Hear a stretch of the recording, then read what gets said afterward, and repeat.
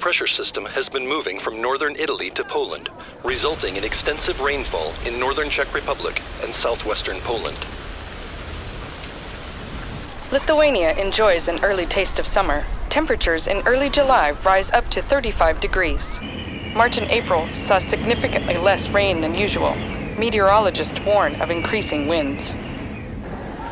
Flight number 4392 from Bangkok to Copenhagen has just landed. An unknown disease is reported in Thailand in late November. Within weeks, countries in the region experienced significant human-to-human transmission. Poland is experiencing several flash floods. The water rises as much as 4 meters in half a day. It continues to rain heavily. The region faces the worst drought in more than a century. The risk of forest fires in Lithuania increases. There have been several minor fires in the Veisieji forest, but for the time being, they have been kept under control. Dangerous flu reached the Baltic Sea region today. The first incident of flu reported in Europe is in Copenhagen. The flooding has now reached densely populated areas. It continues to rain heavily. A dramatic increase in winds resulted in firefighters losing control of the fire in Veisieji forest. Over the next days, there are reports of infected people in several countries surrounding the Baltic Sea.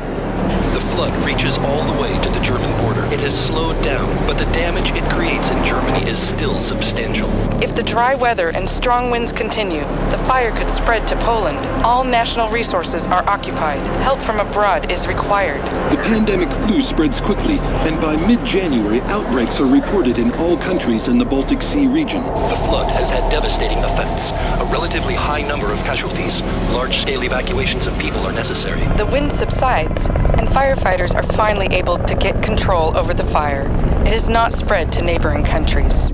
Schools and kindergartens are closed. People are absent from work. Routine services and distribution of goods are disrupted. The flood has caused serious damage to infrastructure and property. There is increased risk of contamination of drinking water and mass disruptions of vital transportations of food, water, and electricity. The fire in Lithuania has not spread to neighboring countries, but has destroyed 35,000 hectares. Many houses have been destroyed, and several villages partly burnt down. People in widespread areas have been evacuated. In countries in the Baltic Sea region, the pandemic flu peaks 6 weeks after the first case is reported and lasts for 4 months. 25% of the population gets infected.